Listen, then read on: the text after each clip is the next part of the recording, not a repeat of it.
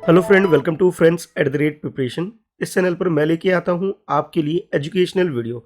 इस वीडियो में मैं डिस्कस करने वाला हूं केंद्रीय विद्यालय का एनुअल एग्जाम का क्वेश्चन पेपर। ये क्लास 6 का साइंस का क्वेश्चन पेपर है जिसे मैं आपको एक्सप्लेन करने वाला हूं। इस प्रीवियस ईयर के क्वेश्चन पेपर को आप यूज कर सकते हो अपने एनुअल एग्जाम की प्रिपरेशन के लिए। तो लास्ट ईयर ये जो क्वेश्चन पेपर था उसको पूरा मैं एक्सप्लेन करूंगा। सबसे पहले हम लोग डिस्कस करेंगे एमसीक्यू क्वेश्चन को, जो कि क्वेश्चन नंबर 1 से लेकर के क्वेश्चन नंबर 10 तक आपके आने वाले हैं। उसके बाद नेक्स्ट है आपका है क्वेश्चन नंबर 11 से लेकर के 15 तक जो क्वेश्चन होंगे ये very short answer type questions होंगे, जिसमें आपको वन सेंटेंस या फिर वन वर्ड में आप आंसर लिख सकते हैं। उसके बाद नेक्स्ट है आपका क्वेश्चन नंबर 11 से लेकर क्वेश्चन नंबर 20, और ये जो क्वेश्चन होंगे ये 2 मार्क्स के होने वाले हैं, और इस क्वेश्चन में आपको एटलीस्ट 2 सेंटेंस में आपको आंसर लिखना होगा, यानी कि ये शॉर्ट आंसर टाइप के क्वेश्चन आपके होने वाले।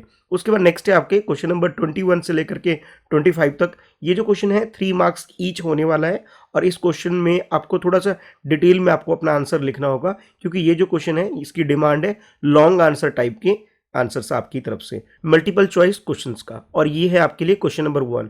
इस क्वेश्चन में आपसे पूछा जा रहा है the place where living beings live is called there dash. जहाँ पे लिविंग बींग रहते हैं उस प्लेस को क्या बोलते हैं, इसके बारे में क्वेश्चन पूछा जा रहा है। और आपके पास ये 4 ऑप्शंस दे दिए गए हैं, और आपको करेक्ट आंसर यहाँ पे चूज करना है कि करेक्ट आंसर क्या है। जो भी आपको करेक्ट आंसर लग रहा है उस पर आप टिक लगा करके और यहाँ पे अपना आंसर लिख सकते हैं। उसके बाद नेक्स्ट है सेकंड क्वेश्चन। सेकंड क्वेश्चन में आपको बोला जा रहा है which of these substance are likely to be attracted to a magnet. Magnet की तरफ कौन सा सब्सटेंस अट्रैक्ट होगा, ये आपसे क्वेश्चन पूछा जा रहा है। और यहाँ आपके पास 4 ऑप्शंस दे दिए गए। इन चारों ऑप्शन में से आपको करेक्ट आंसर चूज करना है। जो भी आपको करेक्ट आंसर लगता है वो आप चूज कर लेंगे कि ये चीज हमें जो है मैग्नेट की तरफ अट्रैक्ट करने वाले हैं। उसके बाद नेक्स्ट है question number third. Third question में आपसे पूछा जा रहा है the process of conversation of water vapour into cloud is called. देखिए वाटर जो है इसके 3 फॉर्म्स होते हैं, ठीक है। हर एक फॉर्म में ये जो कन्वर्ट होता है उस प्रोसेस के बारे में आपसे क्वेश्चन पूछा जा रहा है। जब वाटर वेपर की फॉर्म में कन्वर्ट हो जाता है, यानी लिक्विड से वेपर की फॉर्म में होता है, इस प्रोसेस को बोला क्या जाता है, ये आपसे क्वेश्चन पूछा जा रहा है। और आपके पास यहाँ ऑप्शंस दे दिए गए, उसके अकॉर्डिंग आप अपना आंसर टिक कर सकते हैं। उसके बाद नेक्स्ट है question number fourth. Fourth question में आपसे पूछा जा रहा है कि distance between Hyderabad and Vizag. Vizag और हैदराबाद जो 2 डिफरेंट सिटी हैं, इनके बीच का जो डिफरेंस होगा इसे मेजर करने के लिए हम कौन सी यूनिट का यूज करेंगे, ये क्वेश्चन है आपके लिए। और आपके पास यहाँ 4 ऑप्शंस दे दिए गए। इन चारों ऑप्शन में से आपको करेक्ट आंसर चूज करना है। तो जो भी करेक्ट आंसर आपको लगेगा उसके अकॉर्डिंग आप अपना आंसर लिख सकते हैं और टिक लगा सकते हैं। नेक्स्ट है fifth question the objects which emits their own light are called. देखिए वो सारे ऑब्जेक्ट जो कि अपनी लाइट को खुद से ही इमिट करते हैं, उन ऑब्जेक्ट्स को बोला क्या जाता है, इसके बारे में क्वेश्चन पूछा जा रहा है। तो 4 ऑप्शंस आपको दे दिए गए। इन चारों ऑप्शन में से जो भी करेक्ट आंसर आपको लगता है उसके अकॉर्डिंग आप अपना आंसर चूज कर सकते हैं। नेक्स्ट है आपके लिए क्वेश्चन नंबर 6। 6 क्वेश्चन में आपसे पूछा जा रहा है कि electric heater used for cooking have the filament coil on the plate made up dry because. अब देखो आप लोगों के घर में कहीं ना कहीं आपने जरूर देखा होगा कि इलेक्ट्रिक हीटर जो होते हैं इसके अंदर जो फिलामेंट होते हैं उनके बारे में पूछा जा रहा है कि ये इसका जो अपर पार्ट होता है प्लेट का ये ड्राई होता है, ठीक है। तो इसके पीछे का रीजन क्या है ये आपसे पूछा जा रहा है। और यहाँ आपके पास 2 डिफरेंट रीजन, यानी फर्स्ट ए में आपको एक रीजन दे रखा है और उसके बाद बी में भी एक रीजन दे रखा है। इसके अकॉर्डिंग आपको आंसर करना है। अगर आपको लगता है फर्स्ट ऑप्शन करेक्ट है तो आप ए चूज कर सकते हैं। अगर आपको लगता है बी ऑप्शन करेक्ट है तो आप बी चूज कर सकते हैं। कई बार आपको ऐसा भी हो सकता है आपको लगे कि ए और बी बोथ करेक्ट हैं तो आप सी ऑप्शन चूज कर सकते हैं, या फिर आपको लगता है ये दोनों ही ऑप्शन दे रखे हैं आपको ये रॉन्ग है तो आप ऑप्शन डी चूज कर सकते हैं। नेक्स्ट है क्वेश्चन नंबर 7। इस क्वेश्चन में आपसे पूछा जा रहा है the main source of oxygen gas in air due to. अब एयर के अंदर जो ऑक्सीजन गैस है इसके बारे में क्वेश्चन पूछा जा रहा है, इसका मेन सोर्स क्या है। और यहाँ आपके पास 4 ऑप्शंस दे रखे हैं। इन 4 ऑप्शन में से करेक्ट आंसर चूज करना है कि ऑक्सीजन गैस का जो सोर्स है एयर के अंदर वो आपको बताना है। उसके बाद नेक्स्ट है क्वेश्चन नंबर 8। 8 क्वेश्चन में आपसे पूछा जा रहा है इन wind mills wind energy is converted into dash. अब डैश के अंदर आपको फिल करना है कि जो विंड मिल के अंदर आपने देखा होगा जो विंड एनर्जी है इसे किसके अंदर कन्वर्ट किया जाता है ये आपको बताना है। तो आप अपना आंसर टिक भी लगा सकते हैं और यहाँ पे अपना आंसर लिख भी सकते हैं। इसके बाद नेक्स्ट है 9th क्वेश्चन। 9th क्वेश्चन में आपसे पूछा जा रहा है in which of the following case evaporation of water will be slowest. आप देखो इस क्वेश्चन के अंदर जैसे वाटर का इवोपरेशन जो होता है सबसे स्लो कब होता है ये आपको बताना है। चार ऑप्शन दे रखे हैं। इन चार ऑप्शन में से आपको देखो होता सब में ही है, लेकिन सबसे स्लो किस में होता है, स्लोएस्ट जो है उसे आपको चूज करना है। यहाँ पे जो ऑप्शंस आपको ट्रे के बारे में दे रखा है, केटल के बारे में दे रखा है, ग्लास जो है वाटर ग्लास है उसके बारे में दे रखा है, और इसके अलावा बकेट के बारे में दे रखा है। इनको डिफरेंट डिफरेंट सिचुएशन में रखें, जैसे ट्रे को अगर सनलाइट में रखा जाए, ठीक है, केटल को अगर बर्नर के ऊपर रखा जाए, ग्लास को अगर रूम के अंदर रखा जाए, या फिर बकेट को रूफ टॉप यानी छत पर रखा जाए, तो इन सब में से सबसे स्लोएस्ट प्रोसेस कौन सा होगा ये आपको क्वेश्चन में पूछा जा रहा है। तो उसके अकॉर्डिंग आप अपना आंसर लिख सकते हैं।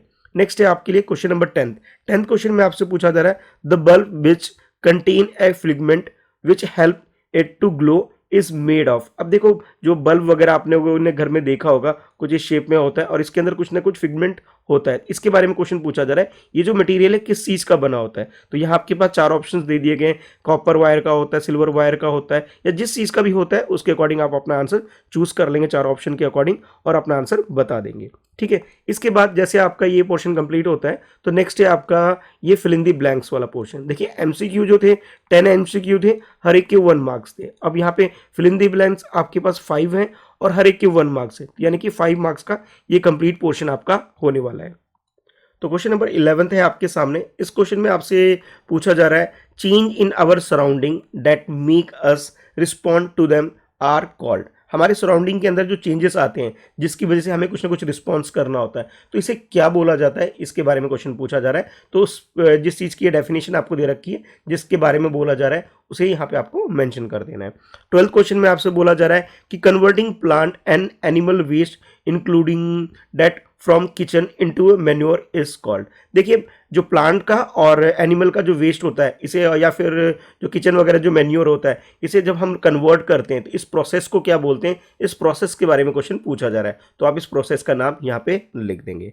13 क्वेश्चन में आपसे पूछा जा रहा है the materials which allow electricity to pass through them are called. देखिए जिस मटेरियल के अंदर इलेक्ट्रिसिटी पास होती है उसे हम बोलते क्या है, उसका नाम आपको यहाँ पे मेंशन करना है। जैसे हमारे घर में इलेक्ट्रिसिटी के बहुत सारे इक्विपमेंट यूज होते हैं, तो इसके अंदर जो इलेक्ट्रिसिटी पास होता है, इस पास होने वाले मटेरियल का नाम आपको बताना है। ठीक है, अच्छा अब उसके बाद नेक्स्ट है 14 क्वेश्चन। 14 क्वेश्चन में आपसे पूछा जा रहा है कि plastic can be dash to get useful product. देखिए प्लास्टिक किस टाइप का प्रोडक्ट है, तो जैसे आप कहोगे सर इसे दोबारा अगर हम रीयूज कर लें तो ये बहुत एक यूजफुल प्रोडक्ट हो सकता है, तो उसके अकॉर्डिंग आप अपना आंसर लिख सकते हैं।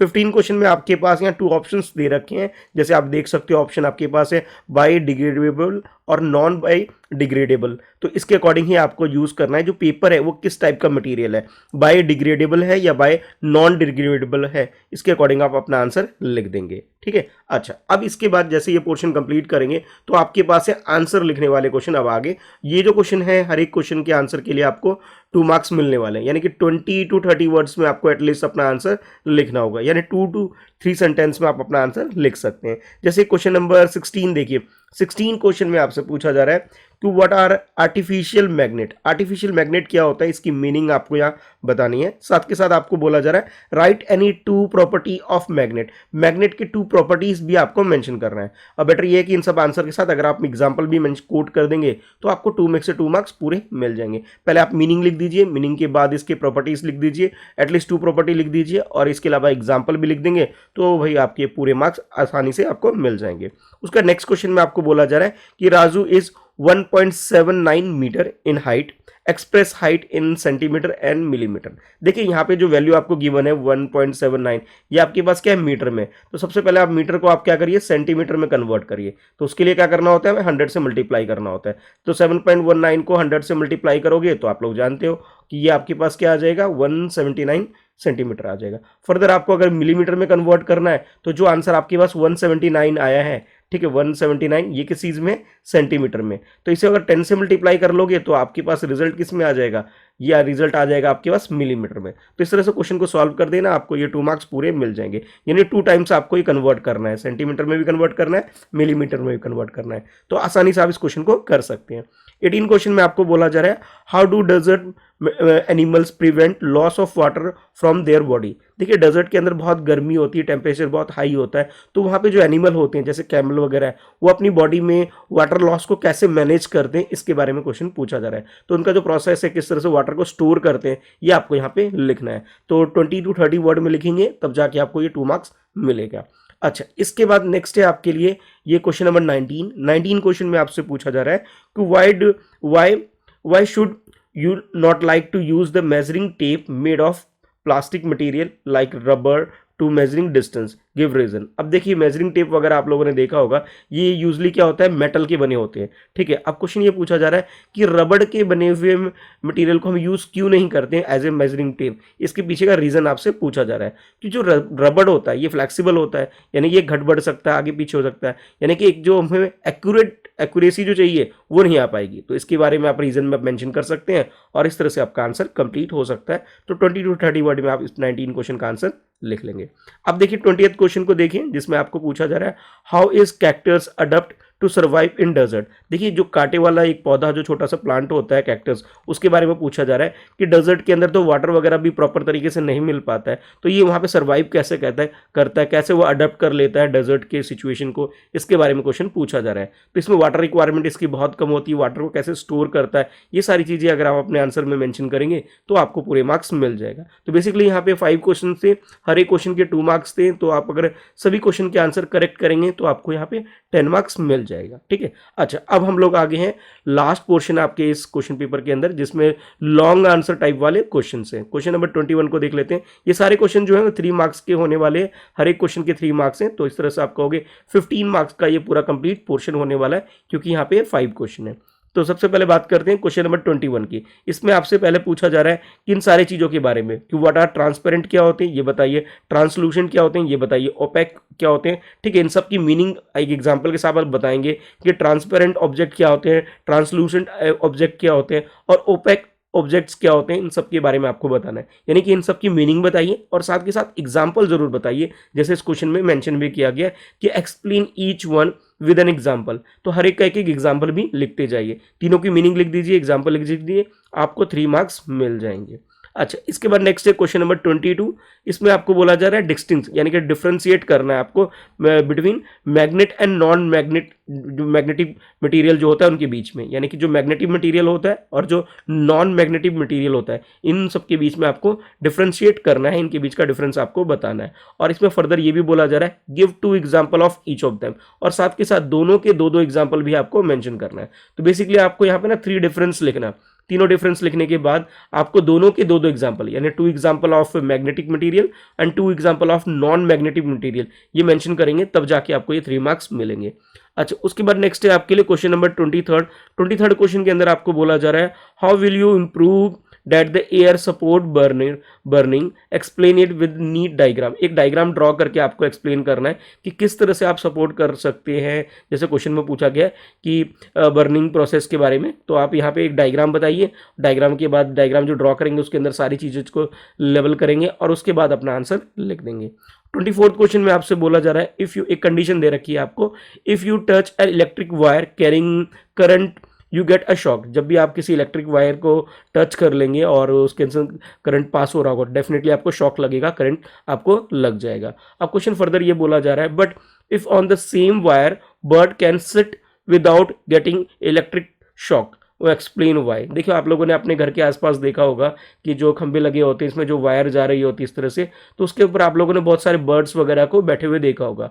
हम लोग अगर इनको टच करेंगे तो हमें शॉक लगेगा और हमारी डेथ भी हो सकती है अगर हम लोग ज़्यादा इन सब चीज़ों से पंगे लेंगे तो, इनको टच करेंगे तो, क्योंकि हमें हमारी बॉडी जो है, हमारी बॉडी के अंदर जो इलेक्ट्रिसिटी जो होता है उसका हम गुड कंडक्टर आप बोल सकते हो हमारी बॉडी को। लेकिन जो ये बर्ड वगैरह होते हैं ये लोग बड़े मजे से इसके ऊपर बैठे होते हैं, इन्हें करंट क्यों नहीं लगता, इसके बारे में पूछा जा रहा है। तो इसके पीछे का आपको रीजन लिखना है। देखिए जब वो बैठते हैं ना, उनके नील वगैरह, यानी कि उनके नाखून कह लीजिए, उनका पंजा कह लीजिए, वो क्या है, इलेक्ट्रिसिटी के गुड कंडक्टर नहीं है, यानी कि उनके थ्रू जो है इलेक्ट्रिसिटी करंट जो है वो पास नहीं होता, तो इस वजह से उनको करंट भी नहीं लगता।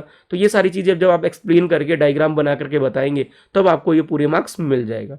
लास्ट क्वेश्चन है आपके लिए, क्वेश्चन नंबर 25 क्वेश्चन में आपसे पूछा जा रहा है फर्स्ट पार्ट के अंदर, why is there need for conserving water. Water को कंजर्व करने, इसको सेव करने की हमें जरूरत क्या है, इसकी नीड क्या है, इसके बारे में क्वेश्चन पूछा जा रहा है। तो पानी को स्टोर करने या इनको बचा के रखने, वेस्ट ना करने के पीछे का रीजन आपको मेंशन करना है। सेकंड पार्ट में आपसे पूछा जा रहा है state for each of the following whether it is due to evaporation और कंडेंसेशन।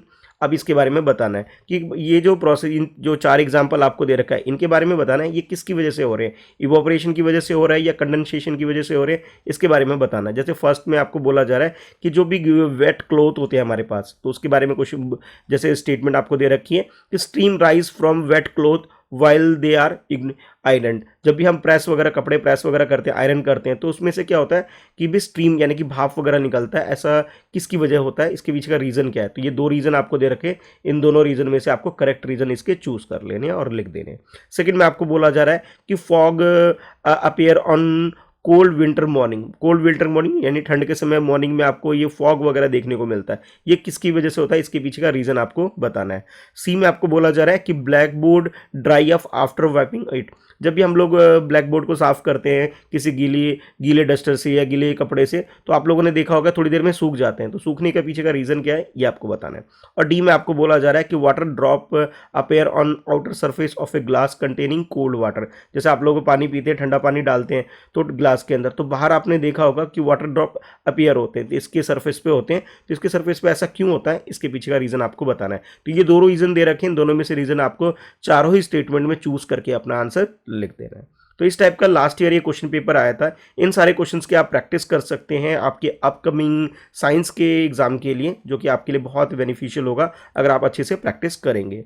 आई होप आपको ये वीडियो अच्छी लगी होगी। वीडियो को लाइक कर दीजिए ताकि ऐसी और वीडियो मैं चैनल पर ला सकूं। क्लास 6 की साइंस के अलावा और भी अदर सब्जेक्ट की वीडियो मैंने ऑलरेडी अपलोड कर रखा है। चैनल के प्लेलिस्ट सेक्शन में जाके annual exam question paper explanation के फोल्डर में देख सकते हैं, वो सारी वीडियो आपको एक जगह मिल जाएगी। तो चैनल फ्रेंड्स @प्रिपरेशन को सब्सक्राइब कर लीजिए और बेल आइकन प्रेस करिए ताकि लेटेस्ट वीडियो की नोटिफिकेशन आपको मिल सके। इसके अलावा मेरा एक और चैनल है मेरे नाम से, मिस्टर कृष्णा शाह, ठीक है, उस चैनल को भी सब्सक्राइब करके बेल आइकन प्रेस करिए ताकि जब भी मैं वहाँ वीडियो अपलोड करूँ तो उसकी नोटिफिकेशन भी आपको मिल सके। कोई डाउट है, कुछ पूछना चाहते हो तो आप लोग मुझे इंस्टाग्राम पे फॉलो कर सकते हो। मेरी आईडी है @मिस्टर कृष्णा शाह, जहाँ मैसेज करके आप अपने डाउट्स वगैरह पूछ सकते हो। अगर आप चाहते हो मुझसे व्हाट्सएप पे कनेक्ट होने के लिए तो उस ग्रुप का लिंक मैंने नीचे डिस्क्रिप्शन में दे रखा है, जिस पर क्लिक करके आप मेरे व्हाट्सएप ग्रुप को भी ज्वाइन कर सकते हो। ठीक है, तो अभी के लिए इतना ही है, मिलते हैं नेक्स्ट वीडियो में। Thanks for watching, bye bye.